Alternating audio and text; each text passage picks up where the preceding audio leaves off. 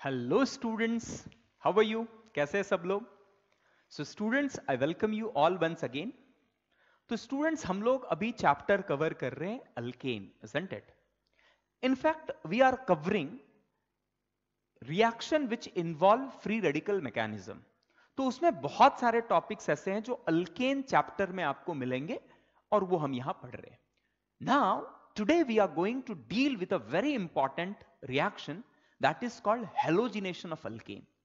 In fact, it is the most important topic of chapter alkane, है ना? And this is also a free radical reaction. अब student, halogenation of alkane आप थोड़ा याद करो तो आपने क्लास 10th में कार्बन एंड कंपाउंड में हेलोजिनेशन ऑफ अल्केन के बारे स्टडी किया हुआ था, isn't it? याद आया सबको? तो स्टूडेंट, व्हाट इज हेलोजिनेशन, सबसे पहले यह समझते हैं। तो जब कभी आप एक अल्केन लेंगे and you treat it with halogen in presence of sunlight और हीट और पेरोक्साइड,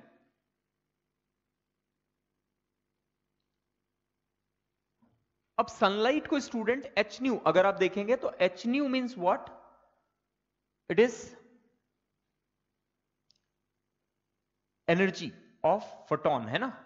पढ़ा है ना एटॉमिक स्ट्रक्चर पे? तो सनलाइट से जो एनर्जी आ रही है उसे हम लोग एच न्यू के फॉर्म में दिखाते हैं। तो diffused sunlight you can use sunlight और you can use high temperature heating करके आप रिएक्शन को करवा सकते हैं, या you can use peroxide to start the और इनिशिएट द रिएक्शन। तो यहां पर क्या होता है स्टूडेंट, आप समझिए कि अल्केन में से एक हाइड्रोजन निकलता है और हाइड्रोजन के जगह एक्स आ जाता है ना? तो अगर आप ये देखेंगे which type of this reaction is hydrogen का हटना और एक्स का आना। सो कैन आई से this is a type of a substitution reaction? Substitution reaction किस टाइप का रिएक्शन है? ये सब्स्टिट्यूशन रिएक्शन है। और कौन सब्स्टिट्यूशन रिएक्शन कर रहा है? Free radical. So we will call it as free radical substitution reaction, where one of the hydrogen atom of alkane is substituted by a halogen atom, that is X. Clear? Clear? तो generally RH को जब आप X2 के साथ treat करते हैं तो आपको क्या मिलता है? You get RX, alkyl halide का फॉर्मेशन होता है। ठीक है, अल्कील हैलाइड का फॉर्मेशन होता है। नाउ स्टूडेंट, ये रिएक्शन होता कैसे? ये रिएक्शन होता कैसे, इसकी क्या मैकेनिज्म है, अब इस पे थोड़ा डिटेल डिस्कशन करते हैं। चलेगा? करें? ओके। तो this is what? This is a free radical substitution reaction. Okay, चलिए तो let's talk about mechanism of this reaction. Let's talk about mechanism of this reaction. तो ये हमने समझा कि this is a type of free radical substitution reaction.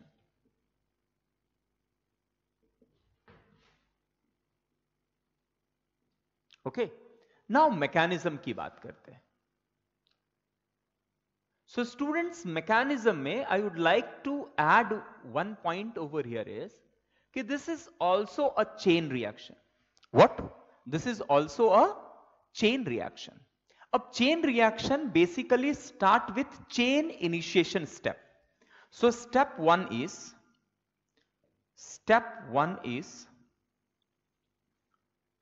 chain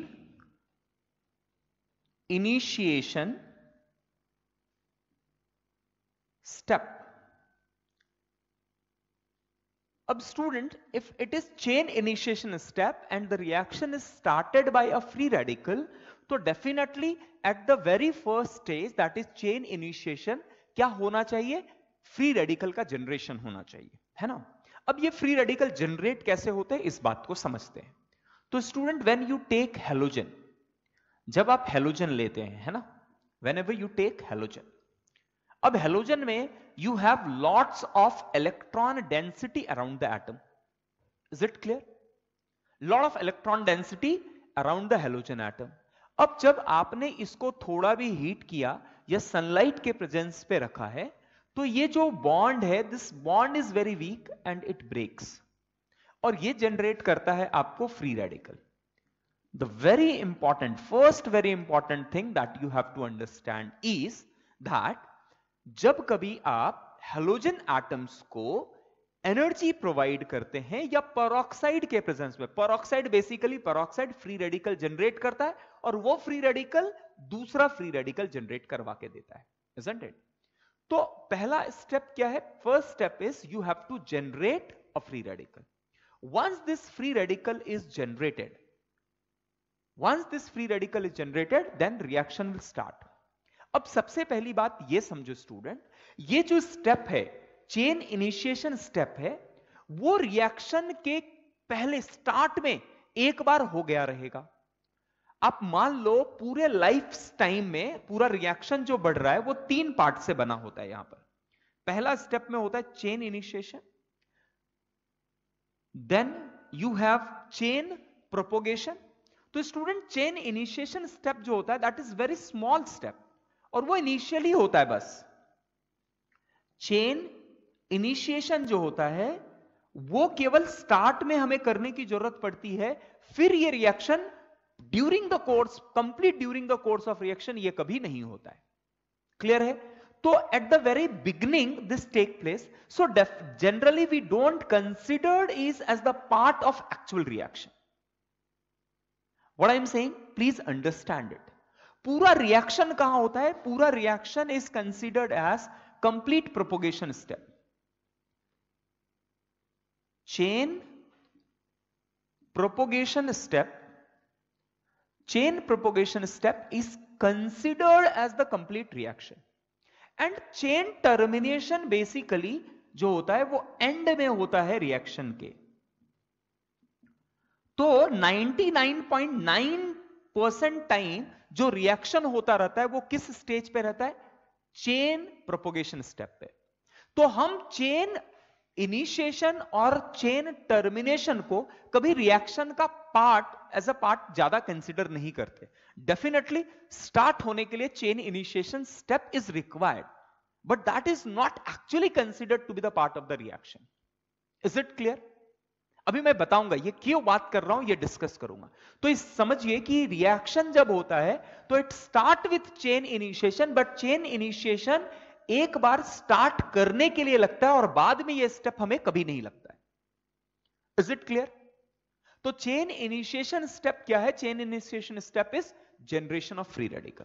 एक बार free radical generate हो गया, now this free radical generate जो हो गया है student, this free radical is highly unstable. अब ये हाईली अनस्टेबल एंटिटी जो है वो क्या करेगा? It will try to get stability.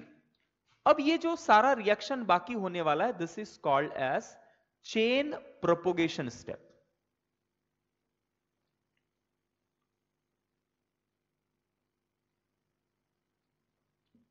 Chain propagation step. Now what is this chain propagation step? Let's try to understand this.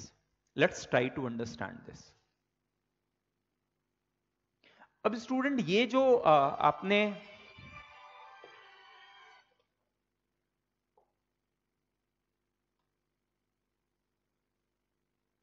Okay fine students, तो मैंने क्या बताया? Chain initiation step, to carry out this reaction we need to provide energy. तो आप ये sunlight देके, heat देके, तो basically this temperature depends on कि आप किस तरह का हेलोजन ले रहे हैं. जनरली 250 टू 400 डिग्री सेल्सियस के बीच में ये रिएक्शन स्टार्ट हो जाता है. ओके, एक बार फ्री रेडिकल जनरेट हो गया, now this free radical is highly unstable.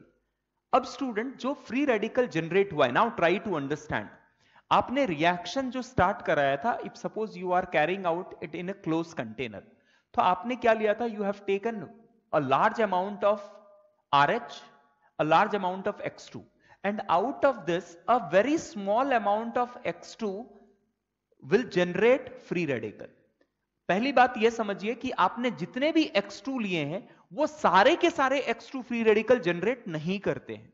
In fact a very small fraction of X2 you have taken get converted into free radical. पहली बात कि मैंने X2 बहुत सारे लिए थे, उसमें बहुत थोड़े X2 केवल स्टार्ट में फ्री रेडिकल में जनरेट हुए हैं, बस थोड़ा सा क्वांटिटी जनरेट हुआ। अब ये थोड़ी सी जो जनरेटेड फ्री रेडिकल क्वांटिटी है वो पूरे की पूरे रिएक्शन को कैरी आउट करेगा। अब देखते हैं ये कैसे होता है, इस चीज को समझते हैं। अब स्टूडेंट, आपके कंटेनर में रिएक्शन, जहां रिएक्शन हो रहा है वहां यू हैव थ्री थिंग्स। कौन कौन सी चीजें हैं? You have RH, you have free radical and lot of X2 also, isn't it? बहुत सारे RH बचे हुए, बहुत सारे X2 है और थोड़े से फ्री रेडिकल जनरेट हुए। क्लियर? थोड़े से फ्री रेडिकल जनरेट हुए। अब ये थोड़े से फ्री रेडिकल जो है, अब वो चाहेंगे स्टेबिलिटी पाने के लिए। अब स्टेबिलिटी अगर पाना है स्टूडेंट्स, तो ये जाके ऐसे एंटिटी को ढूंढेगा जो इसे electron they they, isn't it? अब स्टूडेंट X डॉट अगर X2 पे अटैक करे तो यहां कुछ भी रिएक्शन नहीं होने वाला है। Again you will get the same thing, isn't it? अगर इसने इस X को ब्रेक किया तो फिर से यू गेट रेडिकल। तो ये स्टेप का तो कोई पॉइंट ही नहीं है, इस स्टेप का तो कोई मतलब नहीं है, isn't it? अब आप बोलेंगे सर ये X डॉट और X डॉट जो थोड़े से X डॉट हैं वो आपस में क्यों नहीं कंबाइन कर रहे? क्योंकि स्टूडेंट आपस में कंबाइन करने के लिए उनकी क्वांटिटी भी तो ज्यादा चाहिए, क्योंकि वो टूट के जब बन चुके हैं तो वो पूरे सिस्टम में कहीं खो गए हैं, क्योंकि वो बहुत थोड़े से हैं और बहुत सारे अलग RH और X2 मॉलिक्यूल अवेलेबल है। Is it clear? तो कभी ऐसा नहीं होगा कि X2 X डॉट और X डॉट बनाए तो वो आपस में आके वापस कंबाइन हो जाए, क्योंकि वो एक बार बन चुके हैं। Then they are lost in this jungle where you have lot of RH and X2। वो भटक चुके हैं, अब वो वापस सामने आने की उनकी प्रोबेबिलिटी जो है वो बहुत कम है। क्लियर? ये बात समझ में आ गया? तो ये क्या करेंगे, this X dot will try to get stability from the other entity. अब वो अदर एंटिटी X2 हो सकता है या RH हो सकता है। अब आपने देखा कि X2 पे तो अटैक करेगा नहीं, क्योंकि अटैक किया भी तो क्या मिलेगा आपको? फिर से फ्री रेडिकल मिलने वाला है।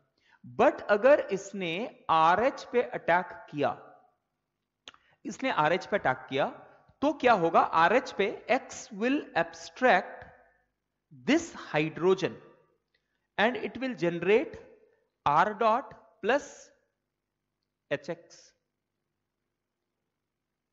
क्लियर? तो X डॉट ने क्या किया? X डॉट ने अल्केन के एक हाइड्रोजन को बाहर निकाल के HX बनाया और जनरेट क्या कर दिया? R dot. अब ये R डॉट मतलब ये डॉट जो होगा वो किसी कार्बन पे होगा। अब ये कार्बन पे free radical it's again unstable. अभी अगर ये अनस्टेबल है तो ये फिर से स्टेबिलिटी पाना चाहेगा।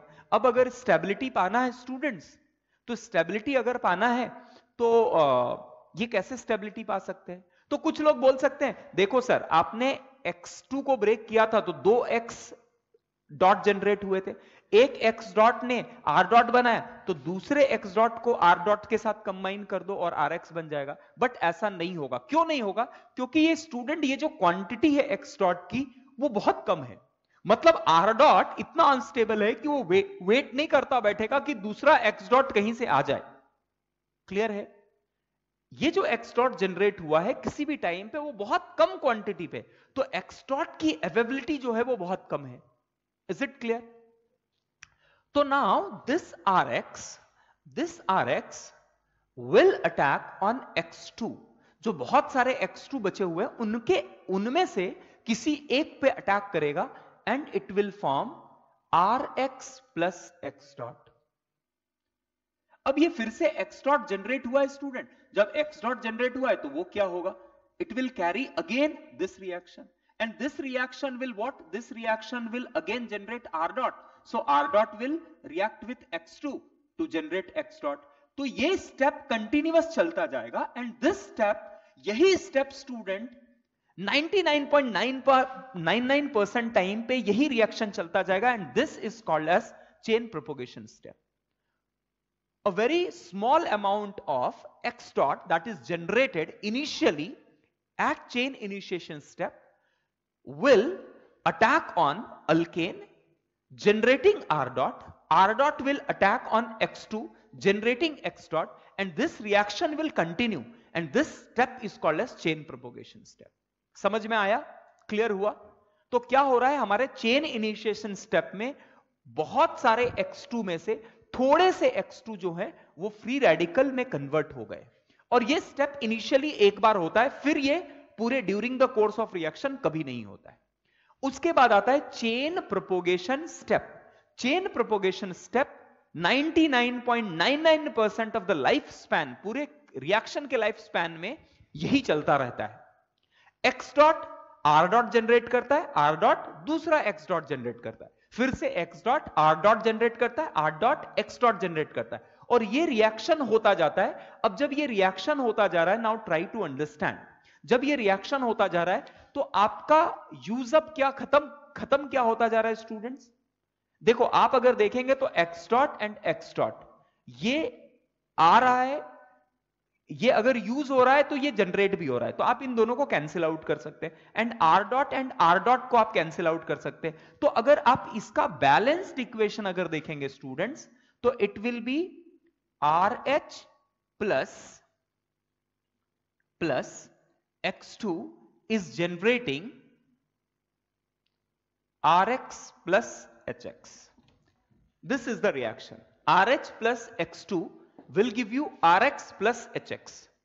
Because this R dot and this R dot will cancel out, this x and this x will cancel out. Clear है? Clear है? ये समझ में आया? So this is the overall reaction. This is overall reaction. तो मैं कहूंगा can I से कि ये जो पूरा रिएक्शन है वो कहां हो रहा है? ये रिएक्शन हो रहा है पूरा का पूरा चेन प्रोपोगेशन स्टेप पे. So this step is what? This is nothing but chain propagation step.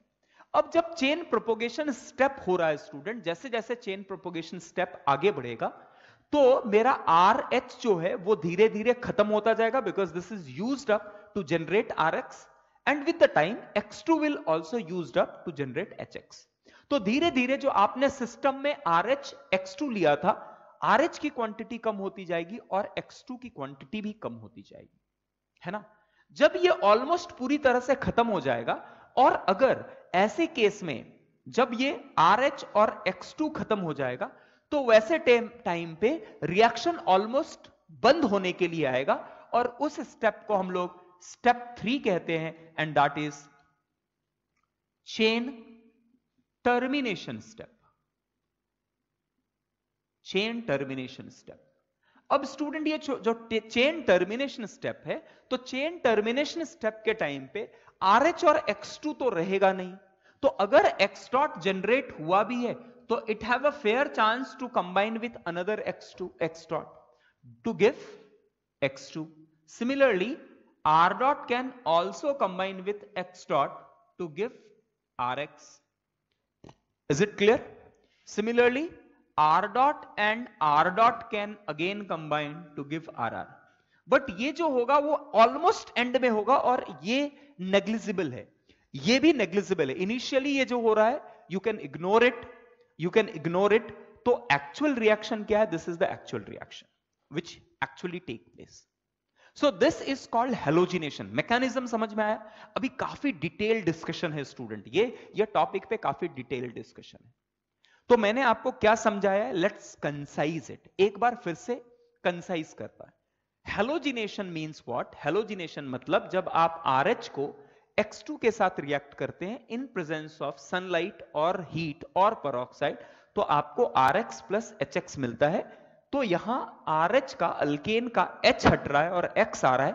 Therefore, this is a free radical substitution reaction. Why this is called free radical? Because free radical is substituting this hydrogen. Clear है? अब वो ये होता कैसे? ये होता 3 step में. पहला स्टेप होता है चेन इनिशिएशन स्टेप. वो रिएक्शन के एकदम लाइफ साइकिल के स्टार्ट में होता है, एक बार होता है और फिर ये कभी नहीं होता है. क्लियर? तो जैसे ही X2 को आप हीट या सनलाइट के में एक्सपोज करते हैं, it give you free radical. थोड़ा क्वांटिटी फ्री रेडिकल का आ जाता है. Free radical being unstable it attack on alkane to generate R dot. R dot react with X2 to give Rx plus X dot. अब ये X dot और R dot आपस में एक दूसरे को जनरेट करते रहते हैं और ये रिएक्शन चलता जाता है और धीरे धीरे RH का जनरेशन होता जाता है और RH और X2 खत्म होता जाता है। यहां तक क्लियर हो गया? यहां तक क्लियर हो गया? अब जब ये पूरा रिएक्शन ऑलमोस्ट RH और X2 खत्म होने लगते हैं तो लास्ट में जो रिएक्शन होता है that is called chain termination step, और ये भी बहुत थोड़े से समय के लिए, बहुत नेग्लिजिबल अमाउंट है। So even this part is not considered to be the part of the reaction. तो रिएक्शन किसे कंसिडर करते हैं? चेन प्रोपोगेशन स्टेप को ही कंसिडर करते हैं। क्लियर? तो please note it down, pause the video and write down the mechanism of halogenation of alkane. लिखिए students, इस बात को लिखिए, पॉज कीजिए और लिखिए इस बात को।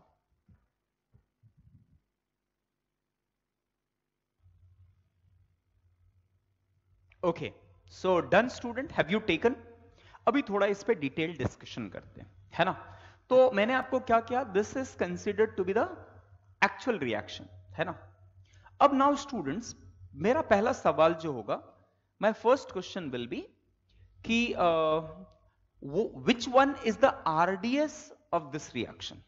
अब देखो, हम पहले स्टेप को तो कंसिडर करते नहीं है student. First step is never considered as a reaction, it is not considered to be the part of reaction. 99.99% time पे जो हो रही है वो ये हो रहा है, isn't it? तो अभी अगर इस चीज को समझना चाहते हैं, हम लोग डिटेल में समझना चाहते हैं कि हेलोजिनेशन कौन से फैक्टर पे डिपेंड करता है और विच वन इज RDS, अभी ये अगर समझना है तो इसके लिए let's go into little detail, थोड़ा डिटेल में समझने की बात करते हैं। अभी student, we will try to understand this with some data. हम इस डेटा के साथ अगर चीजों को समझने का ट्राई करेंगे तो हमारा कभी कंफ्यूजन नहीं रहेगा, है ना? तो चलिए हम लोग क्या करते हैं, let's have some data for this reactions. तो सबसे पहले हम लोग लिखते हैं स्टेप ऑफ हेलोजिनेशन। तो स्टूडेंट्स, आपको पता है कि देयर आर 3 स्टेप्स, जिसमें first step and last step जो है वो एक्चुअली कैसा है, it take place in the beginning of the reaction or at the end of reaction, but most of time chain propagation step moves on, है ना? तो सबसे पहला है chain initiation step। अच्छा, मैं इसको थोड़ा steps of halogenation। अब step of halogenation की अगर बात करो स्टूडेंट्स, तो सबसे पहला आता है chain initiation। chain initiation। अब स्टूडेंट रिमेंबर इट कि chain initiation is always an endothermic process. It is always endothermic, क्योंकि आपको बॉन्ड ब्रेक करना है, होमोलिटिकली ब्रेक करना है, तो आपको उसके लिए एनर्जी लगने वाली है, isn't it? It will always be endothermic process. Clear है? अब चेन इनिशिएशन स्टेप में आप क्या करते हैं, इस बात को समझते हैं। अब चेन इनिशिएशन स्टेप में स्टूडेंट्स, या तो आप फ्लोरीन फ्लोरीन के बॉन्ड को तोड़ेंगे, या तो आप क्लोरीन क्लोरीन के बॉन्ड को तोड़ेंगे, या तो आप ब्रोमीन ब्रोमीन के बॉन्ड को तोड़ेंगे, या तो फिर आप आयोडीन और आयोडीन के बॉन्ड को तोड़ेंगे। X2 को तोड़ना, that is chain initiation, isn't it? अब इसके लिए जो एनर्जी रिक्वायर्ड है डेल्टा H, है ना? So value of delta H, we will look up for value of delta H in kilo calories per mole, है ना? तो स्टूडेंट, फ्लोरीन फ्लोरीन को बॉन्ड को तोड़ने के लिए जो हमें एनर्जी लगती है that is 38 kilo calories per mole. Chlorine chlorine का बॉन्ड को तोड़ने के लिए 58 किलो कैलोरीज पर मोल लगता है। देन ब्रोमीन के बॉन्ड को तोड़ने के लिए we required 46 kilo calorie per mole, and for iodine it is plus 36 kilo calorie per mole. तो this is the data that you must know. अब ये ना जानना बहुत इंपॉर्टेंट है, और ये जान लीजिए और समझते हैं, इस चीज को समझने का ट्राई करते हैं। अब स्टूडेंट, सबसे पहले समझो कि ये बॉन्ड डिसोसिएशन है वो दो बातों पे डिपेंड करेगा। सबसे पहले जो आपने X लिया है उसका बॉन्ड लेंथ वो कितना वीक है, जितना वीक होगा उसको तोड़ना उतना आसान होगा, इजंट इट? तो अगर आप देखेंगे तो आयोडीन को तोड़ना आसान है as compare to bromine, bromine को तोड़ना आसान है as compare to chlorine, but chlorine को तोड़ना मुश्किल है एज कंपेयर टू फ्लोरीन। तो ये एक एक्सेप्शन आ गया। अब एक्सेप्शन नहीं है, अब इसके पीछे लॉजिक समझने की जरूरत है। केमिस्ट्री में there is nothing called exception. जहां हमें उसका लॉजिक नहीं पता होता है, जिसका कारण नहीं पता होता, हम उसको एक्सेप्शन बोलते हैं। बट पूरे केमिस्ट्री में, चाहे वो ऑर्गेनिक हो, इनऑर्गेनिक हो, फिजिकल हो, there is nothing called exception. Science में there is nothing called exception, remember it. तो सबसे पहले यह बात समझते कि ऐसा क्यों हो रहा है। आयोडीन, ब्रोमीन, क्लोरीन के केस में समझ में आ रहा है, जैसे जैसे आपका बॉन्ड लेंथ छोटा होता जाएगा आपको ज्यादा एनर्जी लगेगा। बट फ्लोरीन के केस में जो एनर्जी है वो काफी कम लग रहा है एज कंपेयर टू क्लोरीन। अब इसका मेन कारण स्टूडेंट आप ये समझो, क्योंकि जब फ्लोरीन बहुत छोटा बॉन्ड लेंथ है और बहुत सारे इलेक्ट्रॉन क्लाउड एक ही जगह पे आ गए, तो ये जो रिपल्सन है, ये repulsion help them to break the bond very easily. जबकि यही क्लोरीन में ये जो बॉन्ड है वो थोड़ा बड़ा हो जाता है और रिपल्सन का इफेक्ट जो है वो कम हो जाता है। क्लियर है? तो फ्लोरीन ड्रास्टिकली बॉन्ड तोड़ने के लिए फ्लोरीन की जो एनर्जी लगती है वो ड्रास्टिकली कम हो जाता है। इनफैक्ट इसको अगर ये 58 है तो ये 100% प्लस 60 समथिंग कुछ होना चाहिए, लेकिन ये इतना ज्यादा डिक्रीज क्यों हो रहा है? Because of huge repulsion between the lone pair of fluorine atoms. Clear है? ये बात समझ में आ गया? Okay, now all this process is what? all this chain initiation process is endothermic in nature। अच्छा, अब सेकंड स्टेप जो होता है, अब स्टूडेंट चेन प्रोपोगेशन स्टेप की अगर आप बात करोगे, आप चेन प्रोपोगेशन स्टेप की बात करोगे, अब चेन प्रोपोगेशन स्टेप की बात करोगे तो वी हैव टू स्टेप्स। पहला स्टेप जो है स्टूडेंट्स वो है एक्स डॉट ने RH को क्लीव किया है and it generated RH plus HX। Okay, clear है? अब स्टूडेंट ये जो RH है, डेफिनेटली ये जो बॉन्ड एनर्जी होगा दैट विल डिपेंड्स ऑन कि आप किस तरह के हाइड्रोजन को निकालने का ट्राई कर रहे हो, है ना? आप अगर प्राइमरी हाइड्रोजन को निकालने का ट्राई कर रहे हो तो इसके लिए एनर्जी अलग लगेगा। सेकेंडरी हाइड्रोजन को निकालने का ट्राई कर रहे हो तो इसके लिए एनर्जी अलग लगेगा, और टर्शरी हाइड्रोजन को निकालने का ट्राई कर रहे हो तो इसके लिए एनर्जी अलग लगेगा, इजंट इट? बॉन्ड तोड़ने में अलग अलग एनर्जी लगेगी क्योंकि ये अलग अलग तरह के बॉन्ड है। कोई प्राइमरी हाइड्रोजन है, कोई सेकेंडरी हाइड्रोजन है, कोई टर्शरी हाइड्रोजन है। क्लियर है? अब ये हम क्या करते हैं, to simplify this let's take it CH4। अब कैसा है, इसमें चारों हाइड्रोजन एक जैसे, तो हम CH4 के साथ अगर स्टडी करें तो हमें एक रिलेटिव ऑर्डर तो पता लग जाएगा, इजंट इट? तो यहां हमें मिलेगा CH3 डॉट। अब स्टूडेंट ये जो एनर्जी दिस स्टेप के लिए, अगर मैंने फ्लोरीन लिया है और CH4 से रिएक्ट कराया है तो CH3 प्लस HF मिलेगा। क्लोरीन लिया है तो CH3 डॉट प्लस HCl मिलेगा। अब ये स्टेप को होने के लिए जो एनर्जी रिक्वायर्ड है मैं आपको ये बताना चाहूंगा। तो चलिए, अगर आपने if this reaction is carried out with F dot, Cl dot, Br dot and I dot, तो इट इज फाउंड कि जो डेल्टा H था this was found to be minus 32 kilo calories per mole. How much? minus 32 kilocalories per mole. This was found to be plus 1 kilocalories per mole, and this was found to be plus 16 kilocalories per mole, and this was found to be plus 33 kilocalories per mole.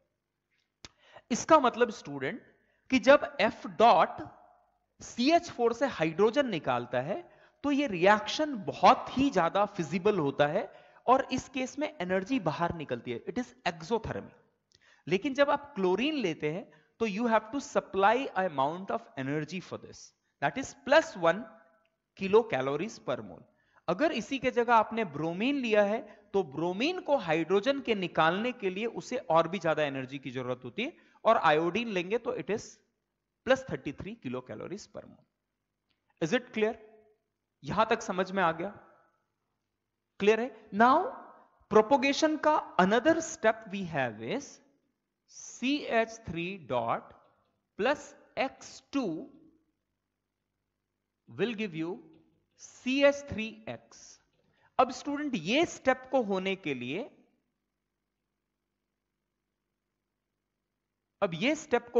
अब definitely अगर CH3 fluorine को तोड़ेगा तो एक अलग amount of energy will be required.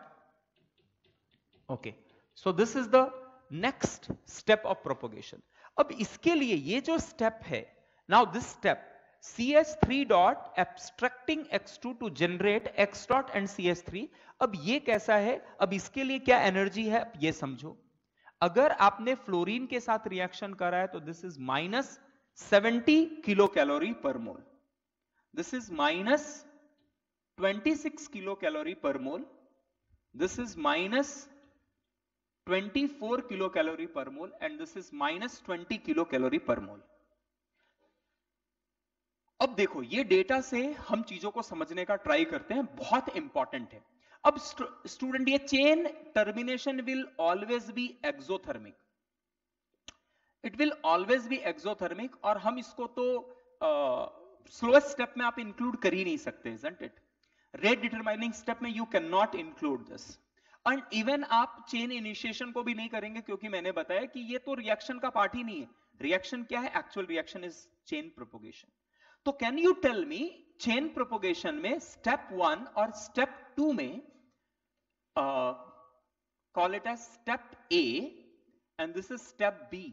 Now can you tell me from the data, देखो अगर आप data देखेंगे तो आपको ऐसा लगेगा कि sir this is the most difficult step, therefore this is rate determining step. But student rate determining step कब आप करते हैं? रेट डिटरमाइनिंग स्टेप रेट को डिसाइड करता है, मतलब रिएक्शन जब रिएक्शन हो रहा है तो वो स्टेप होना चाहिए। बट चेन प्रोपोगेशन तो एक बार स्टार्ट में हो गया, फिर उसको कभी नहीं होने वाला। So how it is going to decide the rate of reaction, isn't it? Rate of reaction will be decided by what? Either step A or step B, either this step or this step। तो ये इसका तो सवाल ही नहीं बनता है। अब ये बात समझ रहे हो? ये रेट डिटरमाइनिंग स्टेप हो ही नहीं सकता है। रेट डिटरमाइनिंग स्टेप क्या होगा? या तो स्टेप ए होगा या तो स्टेप बी होगा। आप डायरेक्टली देख के बता सकते हैं कि step A is RDS, this is rate determining step, this is rate determining step. यही होने वाला है रेट डिटरमाइनिंग स्टेप। मतलब कब? जब R डॉट का जनरेशन हो रहा है, that is your rate determining step. तो हमने ये डेटा से ये कंक्लूड किया कि X डॉट जब RH को रिएक्ट करके R डॉट जनरेट करता है, that is rate determining step. Clear? समझ में आ गया ये बातें? Okay, so pause the video and take it down. अब इसके आगे का डिस्कशन हम करेंगे, ठीक है?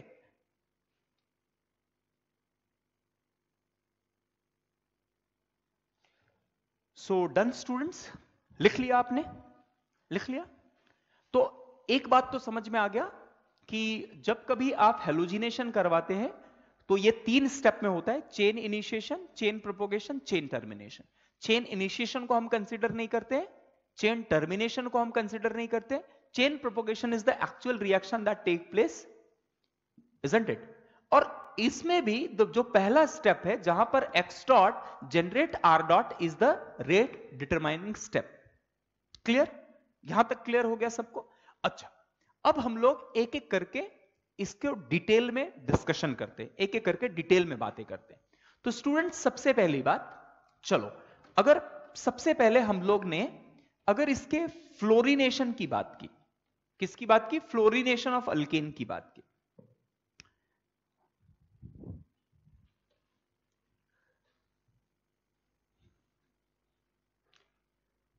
फ्लोरिनेशन ऑफ अल्केन की बात की।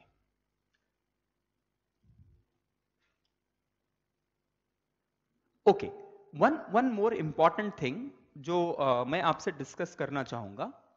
देखो स्टूडेंट्स, अभी ये डेटा से ना हमें दो बातें समझ में आनी चाहिए, दो बातें समझ में आनी चाहिए। अगर आप देखो, this is rate determining step, which one? This step is rate determining step. ये जो स्टेप है वो रेट डिटरमाइनिंग स्टेप है।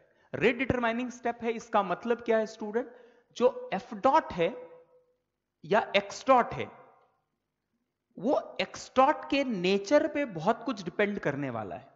अगर एक्स डॉट मेरा एफ डॉट है तो उस केस में रिएक्शन बहुत ही फास्ट होगा और इसके हेलोजिनेशन जाने की जो रेट होगी वो बहुत फास्ट होने वाली दिख रहा है, because this is -32 kilo calories per mole, so this reaction will be very fast. Is it clear?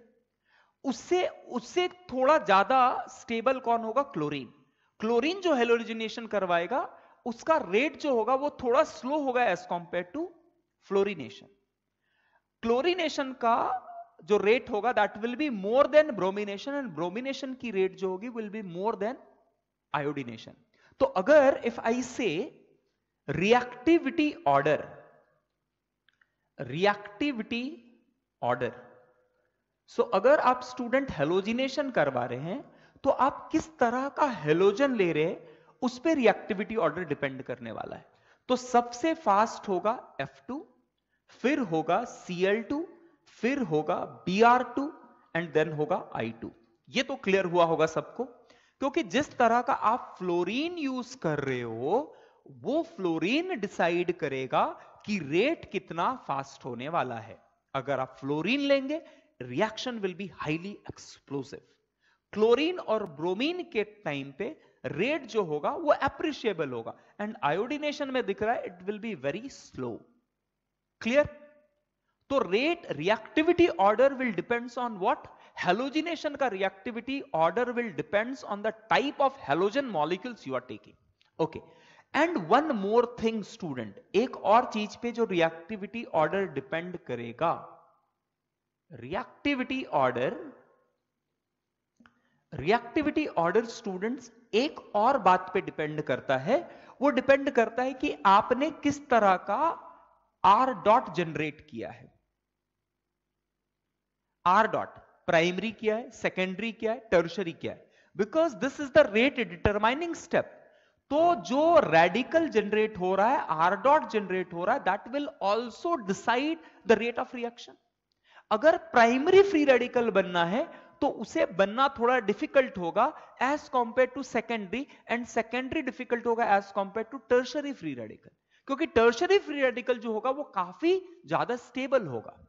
इसका मतलब मैं ये कहना चाह रहा हूं कि अगर आपके पास कुछ ऐसा है, कुछ इस तरह का केस है, तो और आप हाइड्रोजन को ब्रेक करवाना चाहते हो स्टूडेंट्स, तो वो हाइड्रोजन आसानी से ब्रेक होगा जो 3 डिग्री है, उसके बाद 2 डिग्री, एंड लास्ट में 1 डिग्री ब्रेक होना प्रिफर करेगा, क्योंकि 3 degree free radical is highly stable as compare to 2 degree and 1 degree.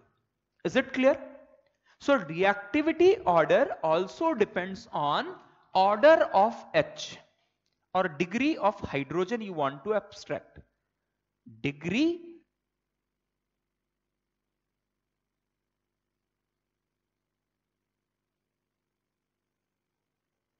okay, so what I'm saying, it also depends on degree of hydrogen atom. So 3 degree will be more than 2 degree will be more than 1 degree. ये clear हो गया? So reactivity or rate of halogenation will depends on what? 2 factors. It will depends on the X2 we have taken and the type of hydrogen atom we want to abstract. Clear है? यहां तक समझ में आ गया? Clear हो गया? इतना समझ में आ गया? अब चलो अब आगे का डिस्कशन करते हैं। देखो आज का class is very very important, बहुत इंपॉर्टेंट क्लास है, बहुत सारी चीजें आपको यहां सीखने के लिए मिलने वाली है। Okay, so reactivity depends on 2 factors. Pause the video and take it down, क्योंकि we will be needing this will be needing this. आगे का डिस्कशन करने के लिए हमें यह डेटा की जरूरत पड़ेगी। ठीक है, लिख लिया सबने? ओके, नाउ स्टूडेंट्स हम लोग डिस्कशन करेंगे सबसे पहले फ्लोरीनेशन की। किसकी? फ्लोरीनेशन की डिस्कशन करेंगे।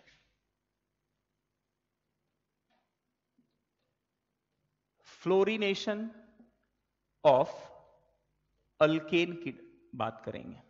So student, fluorination of alkane, आप अल्केन कुछ भी ले लो, मान लिया मैंने CH3 एंड CH3 लिया, और मैंने अगर इसको F2 के साथ रिएक्ट किया इन प्रेजेंस ऑफ सनलाइट, तो दिस विल बी फ्लोरीनेशन। अब स्टूडेंट ये जो रिएक्शन है ये बड़ा ही आपको ना बड़ा ही आपको इंटरेस्टिंग लगने वाला है। ये क्या देगा आपको पता है क्या? This will give you 2 times carbon plus 6 times HF। अब बोलोगे ये क्या हो गया, इसे तो RX मिलना चाहिए, बट इसने क्या कर दिया, सारे कार्बन एटम को, जो भी अल्केन थे, सारे हाइड्रोजन को इसने एब्स्ट्रैक्ट कर लिया, और इनफैक्ट इसको इसने टकला कर दिया। आप ऐसा बोलो, इसके सारे बाल निकाल लिए, जितने भी हाइड्रोजन अटैच थे वो सारे निकल गए, कार्बन दे दिया इसने। अब ऐसा क्यों? क्योंकि फ्लोरीनेशन जो है, फ्लोरीन जो है वो हाईली हाईली अनस्टेबल है, और वो बहुत आसानी से हाइड्रोजन को निकाल लेता है, isn't it? तो इस केस में fluorination will always be very explosive, and therefore fluorination is not carried out. Alkyl fluoride बनाने का तरीका नहीं है फ्लोरीनेशन। अगर आप फ्लोरीनेशन करवाएंगे तो it will be highly explosive. So first thing that you have to remember, it is explosive reaction and it is difficult to control. Explosive reaction and difficult to control. What? It is difficult to control. And why it is difficult to control? Students, आप देखो, अगर आप इन तीनों cases को देखोगे तो ये तो इनिशियली फ्लोरीन जनरेट हो गया है। अब इसके बाद देखो -32 and -70, so delta H for this process, delta H for this process is negative and it is very high negative. तो ये ना एक एक करके सारे हाइड्रोजन को बाहर निकाल लेगा। क्लियर है? समझ में आया? तो fluorination is generally not carried out in lab, आप ऐसे नहीं करवा सकते फ्लोरीनेशन। क्लियर है? अब स्टूडेंट अगर आप बात करेंगे आयोडीनेशन की, चलो हम लोग आयोडीनेशन ऑफ अल्केन की बात करते हैं। Iodination of alkane,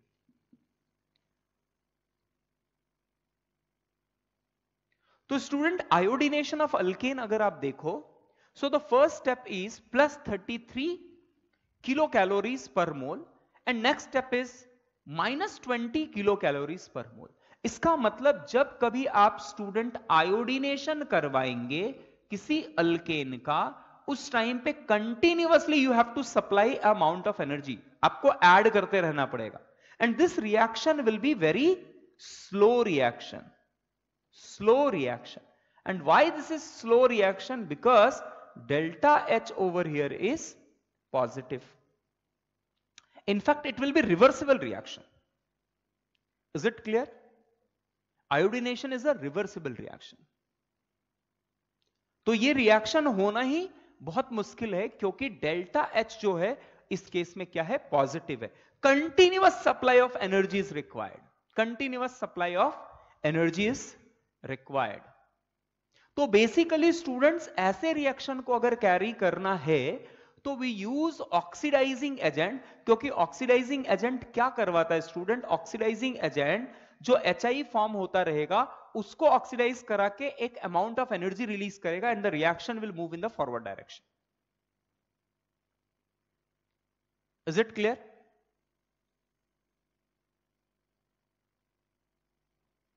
done? So basically student, iodination is a very slow process and it is generally carried out in presence of strong oxidising agent. अच्छा, एक बात और कह सकते हैं, अब स्टूडेंट अगर ये रिएक्शन मुझे फिर भी कैरी करना ही है, I want it to take place, तो ऐसे केस में क्या करना पड़ेगा, मुझे I have to dilute it, मतलब इतना कम फ्लोरीन और इतना कम अल्केन ले लो कि उनका रिएक्शन ऑटोमेटिकली काफी स्लो हो जाए, वो मिले ही ना, बहुत समय के बाद मिले। और ये कैसे हो सकता है, ये तब हो सकता है जब आप एक कंटेनर में RH लेंगे, X2 लेंगे और इसके साथ साथ एक इनर्ट गैस बहुत ज्यादा क्वांटिटी में ले लेंगे। तो इनर्ट गैस का क्वांटिटी बहुत ज्यादा है और RH और X2 का क्वांटिटी बहुत कम है, तो इन दोनों के कंबाइन होने की जो चांसेस होगी वो बहुत कम हो जाएगी और रिएक्शन जो हो जाएगा वो स्लो हो जाएगा and it can be controlled. Clear है? सिमिलरली ये this reaction can be carried out in presence of strong oxidising agent. तो बेसिकली स्टूडेंट्स आप ऐसे रिएक्शंस को देखेंगे कि RH plus I2 gives you Ri plus Hi, and to stop it going in reversible direction we use strong oxidizing agent like HNO3, HiO3, HgO, like HiO3. If I am using this 5 times Hi plus HiO3, so this will give you 3 times H2O plus 3 times I2. Similarly, you can carry out this with HgO.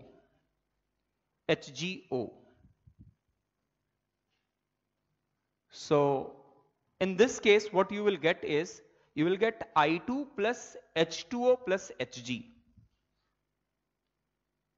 I2 plus Hg plus H2O, and you can even carry out this in presence of HNO3. HNO3 के साथ आप reaction करवा सकते हैं।